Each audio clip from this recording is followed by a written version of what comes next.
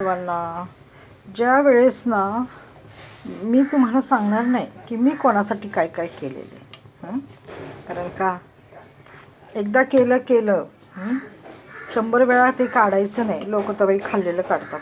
मी तर त्यांना अन्न पाण्याला लावलं, नोकरी दिली, सर्व गोष्टीत त्यांना हेल्प केली, लग्नात ह्याच्यात त्याच्यात सर्वत.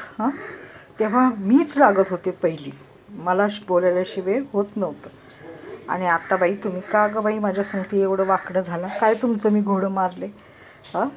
उलट तुम्ही मला सपोर्ट करायला पाहिजे होता की नाही. तिने आम्हाला एवढी मदत केली, तर तुम्हीच माझ्यावरच उलटलं. ते पण माझ्या पोरीच्यामुळं, तिचं ऐकून. नाही तर तुमचं माझं काय भांडण आहे, काय वाद आहे? तिला चांगलं शिकवा, हेच माझं म्हणणं आहे की तिला चांगलं शिकवा.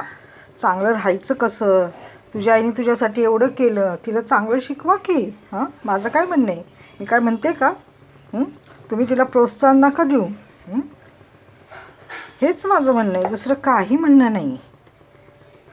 की तुझ्या आईने तुझ्यासाठी काय काय केलं बाई, आणि तू तुझ्या आईशी अशी का वागती? तू नीट वाग. तुमच्याच मुलीने किंवा तुमच्या मुलांनी तुमच्याशी असं वागलं तर तुम्हाला चालेल का? आणि मी जर त्यांना शिकवलं, तर मी जर त्यांच्याशी चांगली राहिले तर तुम्ही चालवून घेताल का?